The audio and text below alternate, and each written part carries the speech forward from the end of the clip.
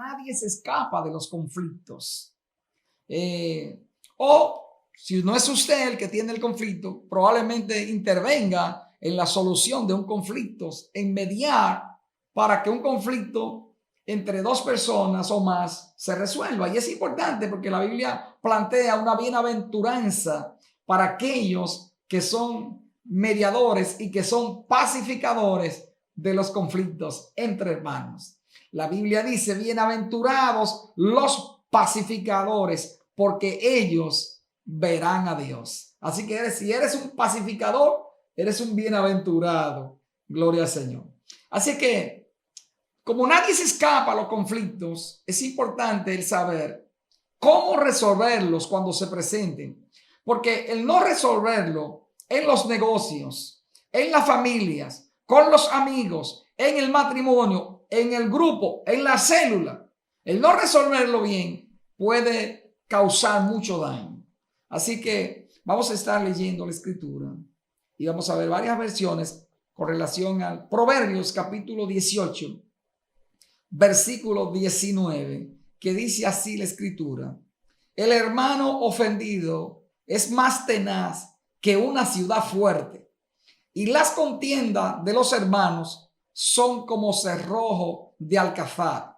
Note, las contiendas de los hermanos se diferencian de las contiendas de los que no son hermanos, de los que no son conocidos. Hay personas que pueden tener un conflicto con una persona que no conoce, simplemente ese día la vio y tuvo un conflicto. Quizás a veces un conflicto se puede iniciar como algo tan simple de que usted esté en una fila y venga alguien a quererse poner delante de usted, o que se ponga delante de usted. Ya por eso puede haber un conflicto. O porque alguien lo mire mal. Muchas veces sencillamente alguien lo mira mal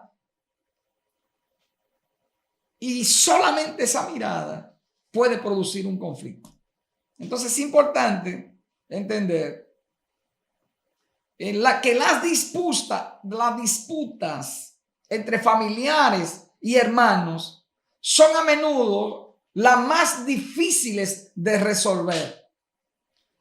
Y es tanto así, dice el autor, el proverbista, que es más fácil conquistar una ciudad amurallada que lograr la reconciliación entre los hermanos ofendidos. Oiga eso. ¿Usted sabe lo que cuesta conquistar una ciudad amurallada? Óigame, es más fácil, dice Salomón, conquistar una ciudad bien amurallada, con muchos hierros. Es más fácil eso que reconciliar a dos hermanitos, dos santos que están en la iglesia, dos hermanitos que tienen la unción de Dios, dos siervos de Dios. ¿Se imagina usted?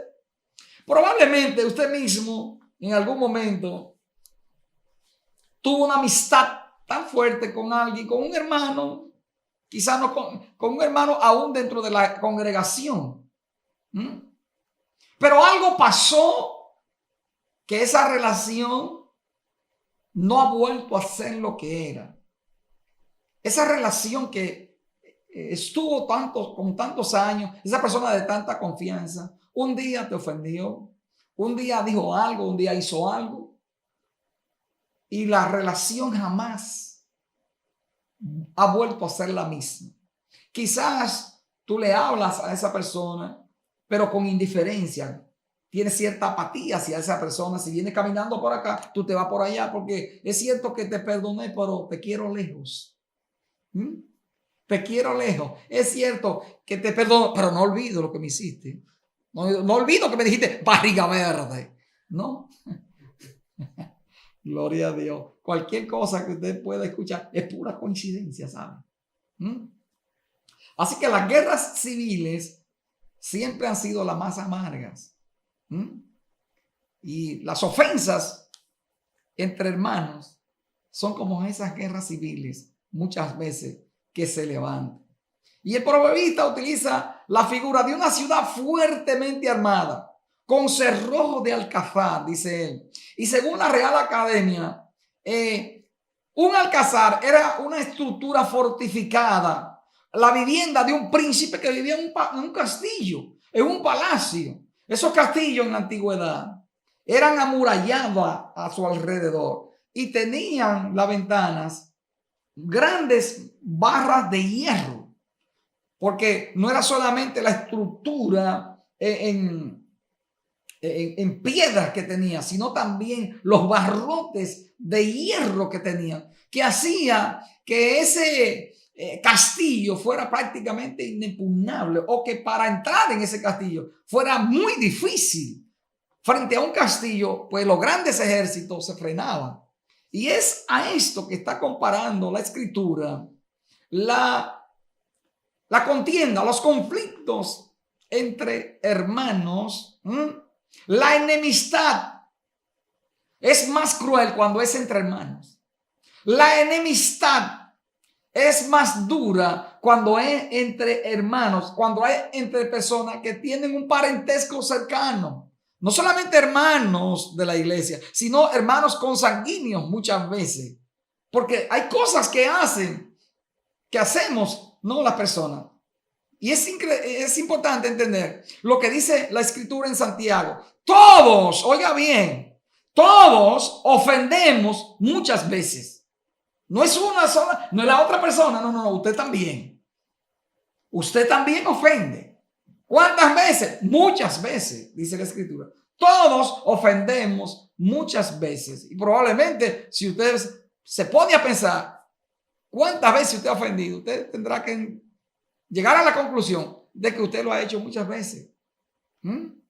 Y es importante entender que la mutua animosidad entre hermanitos, siervos de Dios, con la gracia de Dios, es más difícil quitar esa animosidad, esa enemistad, que capturar una ciudad. ¿Por qué? Porque se crean barreras.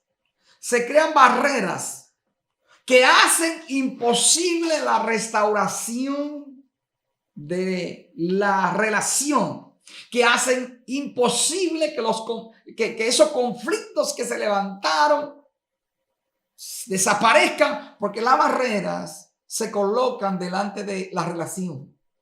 Y es importante para nosotros entender, porque nosotros vamos a encontrar conflicto en todas las áreas de nuestra vida. Fíjese, personas problemáticas las vamos a encontrar en todas las áreas de la sociedad. La vamos a encontrar en la política. Hay gente que son conflictivos en la política. Hay gente que son conflictivos en los trabajos. Hay gente que son conflictivos en las universidades. En las escuelas hay alumnos conflictivos. Pero esas mismas personas problemáticas que hay en la política, que hay en el trabajo, esas personas también llegan a la iglesia. También en la iglesia llegan. Y aunque muchas veces, cuando tú sabes que una persona es conflictiva, tú tratas de mantener una relación, pero de distancia. Te saludo, pero no quiero entrar en una relación profunda porque sé que podría salir la animosidad. Entonces me cubro. ¿Para qué? Para que no pase la relación que tenemos a un nivel de conflictos. Y es importante poder discernir quién es una persona conflictiva y cuando tú también puedes ser un ente conflictivo para que tú mismo también tenga control y señorío de ti mismo, o lo que la Biblia llama dominio propio. Así que es importante entender que esas animosidades, esas querellas crean barreras y es tan difícil muchas veces restablecer las relaciones con mi hermano. Ahora, una pregunta: ¿cómo usted sabe que ha pasado de muerte a vida? ¿Cómo usted sabe que ha pasado de la luz a las tinieblas? Simple. La Biblia dice: en esto conocemos que hemos pasado de muerte a vida, de las tinieblas a la luz, en que amamos a nuestros hermanos. Así que si tú no amas a tu hermano, todavía tú estás en muerte, todavía tú estás en oscuridad, tú todavía no has sido trasladado a la luz, todavía tú no has sido trasladado a la vida. ¿Por qué? Porque tú odias a tu hermano. Por eso es tan importante soltar las ofensas. Por eso es tan importante pasar por alto la ofensa. ¿Por qué? Porque si no pasa por alto la ofensa y si no busca la reconciliación y si el odio entra en tu corazón, entonces tú todavía estás en muerte. Y entonces esa relación que tú tenías antes con tu hermano ya no la tienes. Esa relación con ese siervo ambulante, con la unción personificada en tu hermano, el ungido del Señor, que ahora tú tienes una enemistad, ahora tiene un conflicto. El llamado profeta del Altísimo, ahora no te habla. El siervito, el megasiervo de Cristo, ahora hay un conflicto. Ahora note lo que dice la versión internacional del mismo versículo 1999. Dice, más resiste el hermano ofendido que una ciudad amurallada. Oiga, si resiste el hermanito, el siervo de Jehová. Dice, más resiste el hermano ofendido que una ciudad amurallada. Los litigios son como barras de hierro de una fortaleza fortificada. Valga la redundancia. Ahora, la Biblia de las Américas dice así de este mismo versículo, lo traduce así. El hermano ofendido es más difícil de ganar, oiga bien. Por eso trata de mantener la armonía con tu hermano. Qué bueno es saber que hay relaciones que han durado 25 años de amistad, 30 años de amistad. Qué bueno es saber que hay líderes que están contigo desde los 25 años, desde los 30 años, han caminado contigo y que todavía la lealtad se mantiene. Es a veces difícil encontrar hombres de Dios y mujeres de Dios muchas veces que sean leales por tantos años. Y nosotros necesitamos cultivar la lealtad. Necesitamos ser personas leales y honorables a nuestros líderes. Note lo que dice, cómo traduce la Biblia de las Américas, el mismo versículo. El hermano ofendido es más difícil de ganar que una ciudad fortificada. Y las contiendas son como cerrojo de fortaleza. Ahora, las personas, dice aquí el proverbista, las personas que antes caminaban en una buena relación, ahora no pueden tener relación por un conflicto. Quizá por algo insignificante muchas veces. Quizá por algo que se sacó fuera de contexto muchas veces. Quizás porque una información llegó exagerada. El hecho de que una persona haya ofendido a una otra persona no significa que esa persona sea una persona mala de por sí. Significa que cometió un error. Significa que quizás puede haber ofendido, sí, porque la Biblia lo dice. Pero todos ofendemos muchas veces, dice Santiago. Y nosotros tenemos que saber que si a nosotros nos perdonaron tanto, usted no va a perdonar una ofensa. Perdone una ofensa.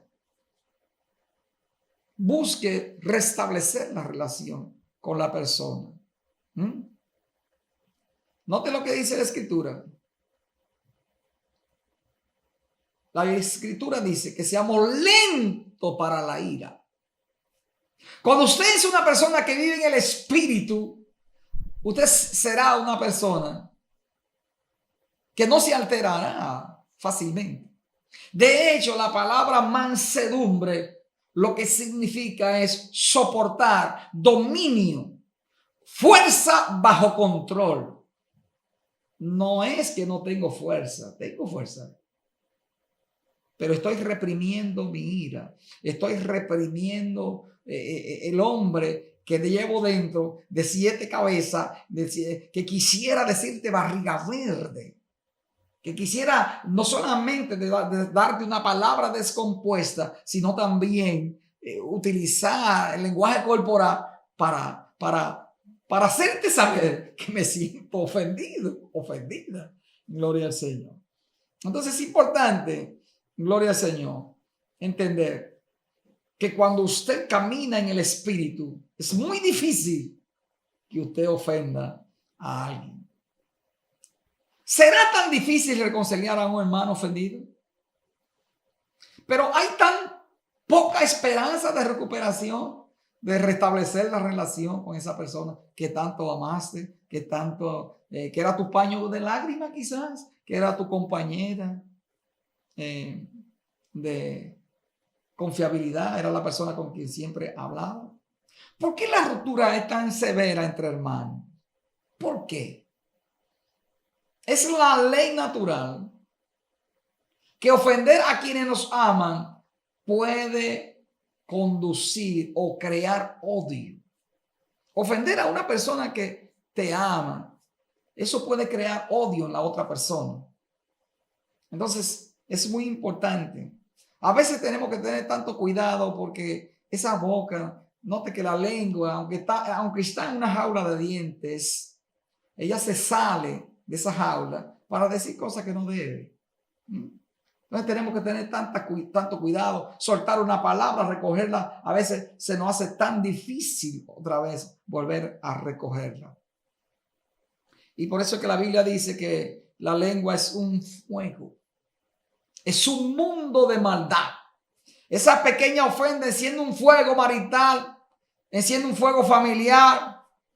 Y aunque tales ofensas fueran insignificantes y fácilmente ignoradas en otro tipo de relaciones, en el tipo de la relación de una persona cercana, eso no se va a ver así.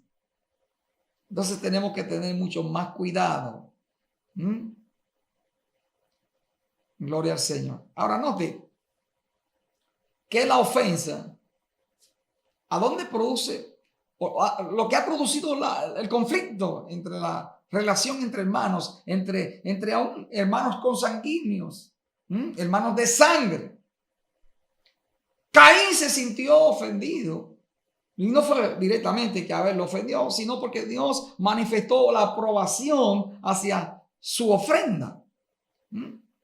Pero como él se llenó de ira, se enojó contra su hermano, terminó matando a su hermano. Por ejemplo, en el caso de Esaú prometió que el día que viera la cabeza de Jacob, ese día iba a rodar la cabeza de Jacob de su cuello. Ahora, mire, un conflicto no resuelto. ¿Cómo terminó? Una ofensa no resuelta de Absalón contra su hermano Amnón, porque Amnón violó a Tamar, la hermana de Absalón, y Absalón se sintió ofendido. Pero esa ofensa no tratada creció en el corazón de Absalón, no solamente llegando a matar a su propio hermano, sino tratando de matar al propio papá, al propio rey David. Es increíble, eso está en 2 de Samuel, capítulo 13, verso 18 al 23. En el mismo sentido, las contiendas entre hermanos resisten más que los cerrojos de un castillo.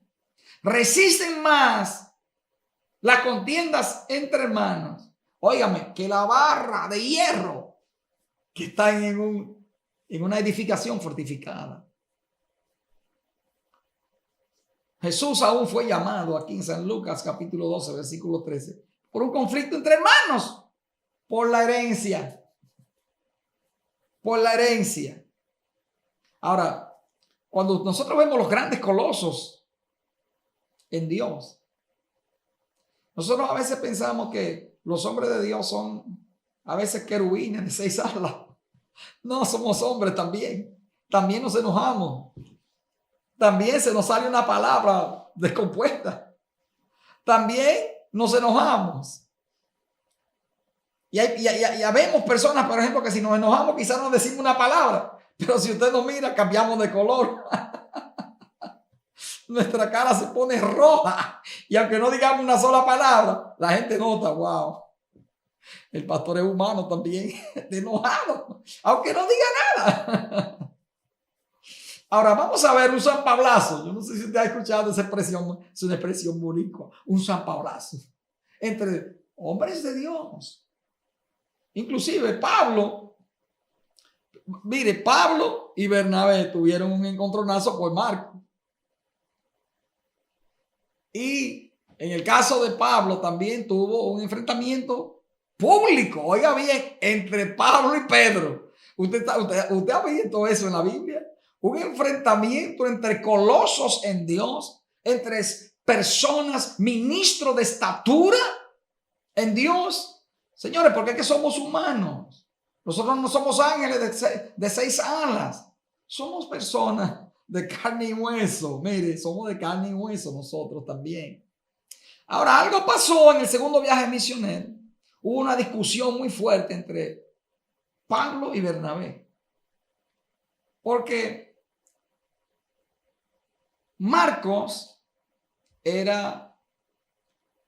Bernabé era partidario de que Marcos fuera en el viaje misionero con Pablo y Bernabé.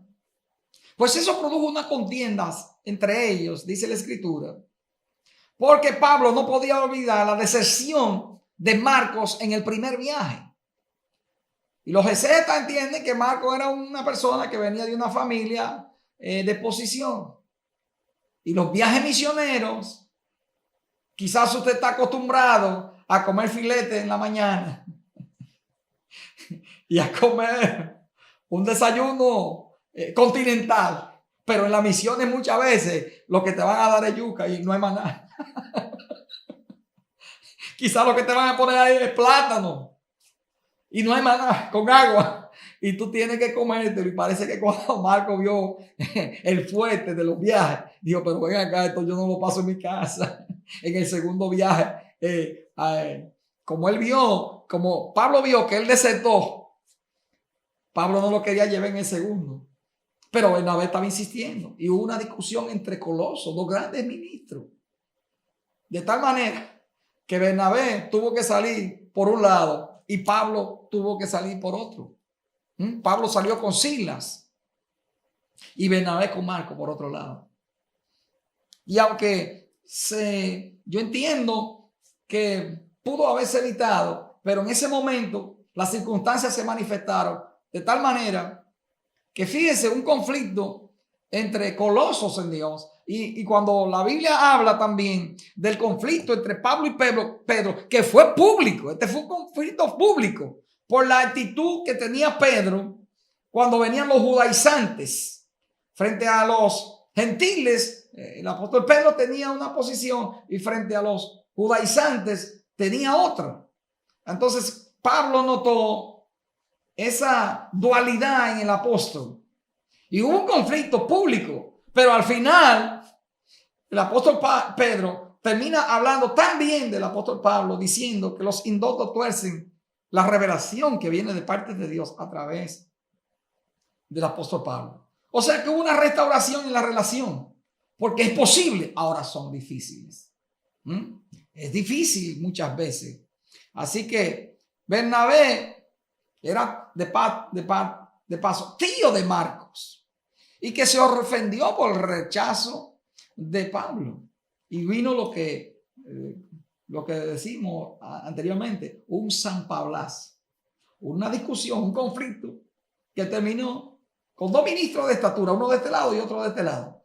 Y aunque se manifestó el conflicto, una de las cosas que yo entiendo es que tener dos colosos en Dios, que tener dos personas de ministerio en Dios, dos personas de estatura ministerial, uno hablando y ministrando y otro callado, sentado, no es lo mismo que uno estar en un frente y otro estar en otro frente. O sea que en todo Dios se glorifica. No estoy diciendo que Dios se va a glorificar en un conflicto que pueda venir en tu vida. No, tú tienes que evitar los conflictos. Y cuando venga el conflicto, te voy a decir cómo se resuelve el conflicto.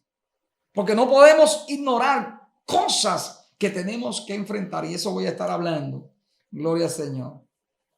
Así que dos grandes santos y compañeros cercanos se fueron por diferentes caminos, según Hechos capítulo 15, versículo 36 hasta el 18-22. ¿Ah? La sabiduría consiste en evitar las ofensas entre hermanos, especialmente en la iglesia. ¿Por qué? Porque es bien difícil de reconciliar las relaciones cercanas. Es la palabra de Dios la que lo dice. Es difícil. Y estamos hablando de esto porque usted tiene que entender que puede haber conflictos dentro de la iglesia. Puede haber conflictos dentro de una célula. Y usted que está en la célula tiene que saber cómo evitar los conflictos y cómo resolver si se manifiestan. Es importante entender cómo se manifiestan los conflictos, cómo evitarlos. Y precisamente de eso estamos hablando. Así que la sabiduría consiste en evitar las ofensas entre hermanos. ¿Cómo lo podemos hacer? Lo primero es, en primer lugar, es evitar las ofensas. Y voy a preguntar algo. ¿Usted ha ofendido a otro? Mira al que está a tu lado y pregúntale, ¿tú has ofendido a otro? Si te dice que sí, dile, pues procura reconciliarte lo más pronto posible.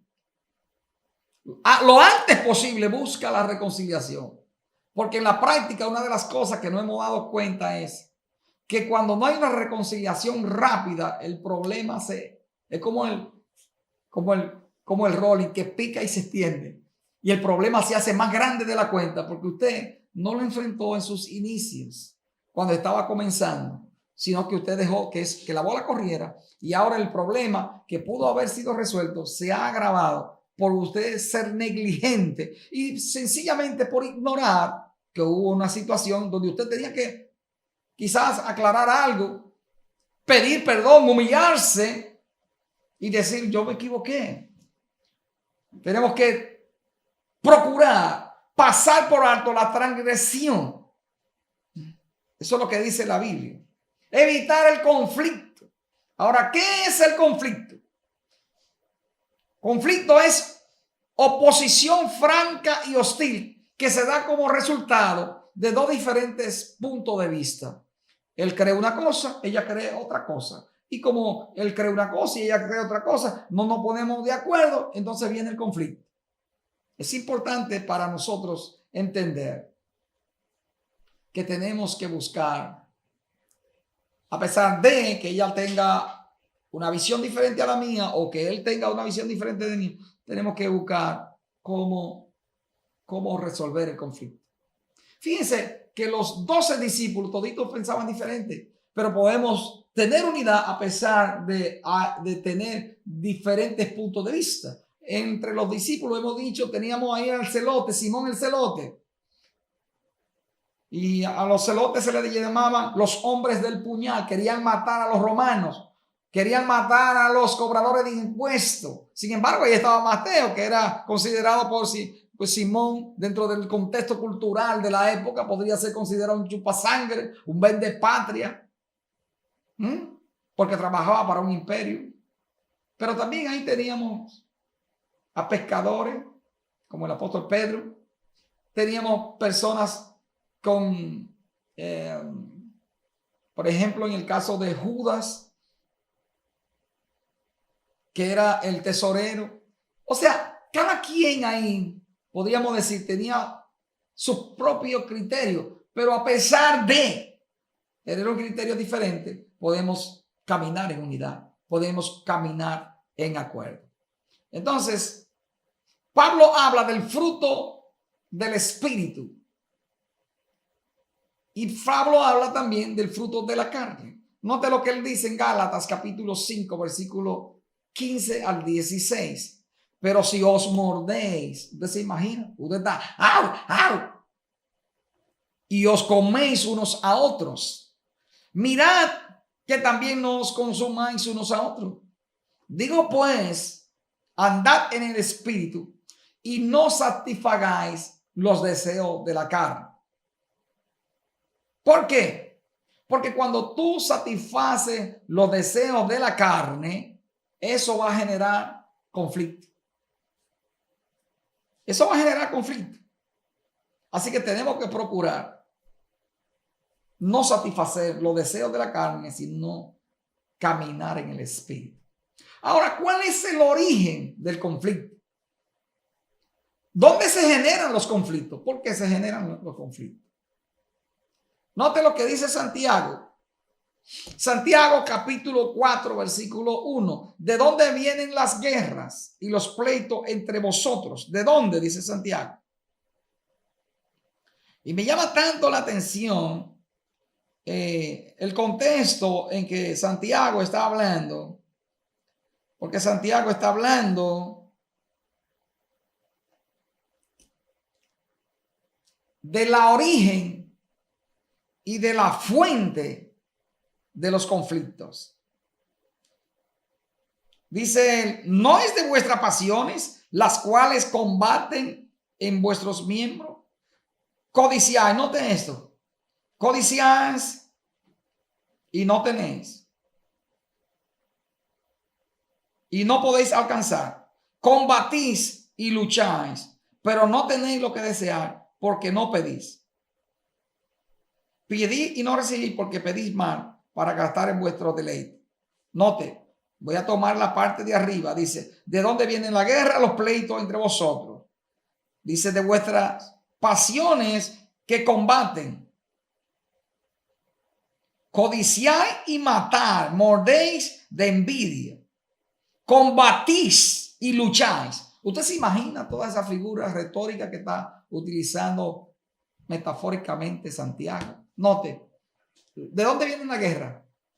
Los pleitos, los combates, la lucha. Dice Santiago, de vuestras pasiones. Ahora, ¿qué son las pasiones? Porque si es de las pasiones, necesito saber qué son las pasiones para ver cómo me deshago de mis pasiones o cómo controlo mis pasiones. De hecho, no me puedo deshacer de ellas, pero sí puedo ejercer dominio propio sobre ellas. Así que la palabra pasiones es la palabra griega hedonón, de donde viene la palabra hedonismo. Y hedonismo es el deseo personal incontrolado. El deseo de satisfacer cada pasión, cada antojo que me promete satisfacción y disfrute, no importando a quién le pase por encima, porque es mi deseo, pastor. Es que yo me siento bien ahí. Y tú has pensado si el otro se siente bien con ese deseo incontrolado que tienes. ¿Tú crees que tu esposa se siente bien con ese deseo incontrolado que tú tienes? O tu esposo. Entonces, las pasiones, es ese deseo de satisfacer las pasiones, viene de ese egoísmo que es opuesto a Dios y a su palabra. Por eso él habla de codiciáis, de codicia en ese contexto, ¿no? Porque es que yo tengo un egoísmo. Los hedonistas son amadores de sí mismos más que de Dios y de su palabra.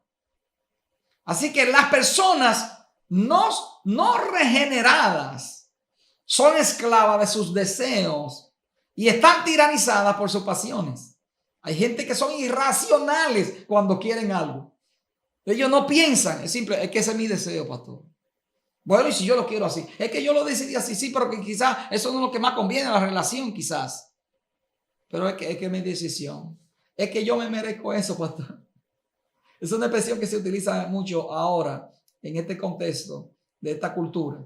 Es que yo me lo merezco. Yo me voy a dar ese gusto porque es mi deseo. Yo decidí que me voy a dar eso.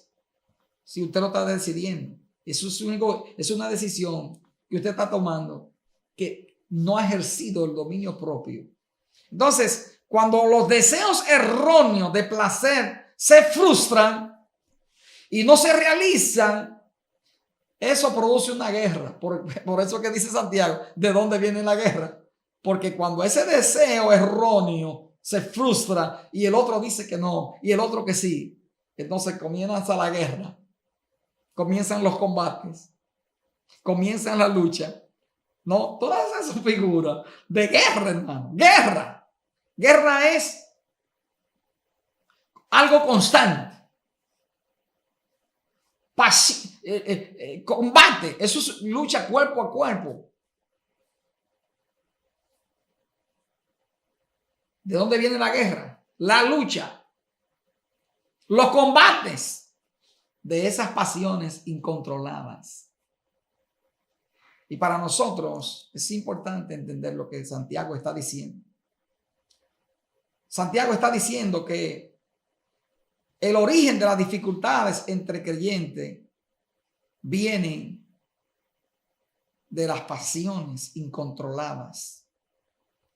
Es importante esas pasiones, entender que esas pasiones incontroladas crean cierto brote de antagonismos entre creyentes, entre hermanos, consanguíneos y hermanos de la iglesia, y aún entre compañeros de trabajo, entre esposos se manifiesta eso. Así que la calidad de vida reflejada en lo que está diciendo Santiago aquí en este capítulo es algo terriblemente bajo. Guerra, combate, lucha entre hermanos. Los lectores son acusados aquí de vivir en guerra, en conflicto y en exceso, en falta de oración, en envidia. Y todo esto es un lenguaje utilizado aquí por Santiago.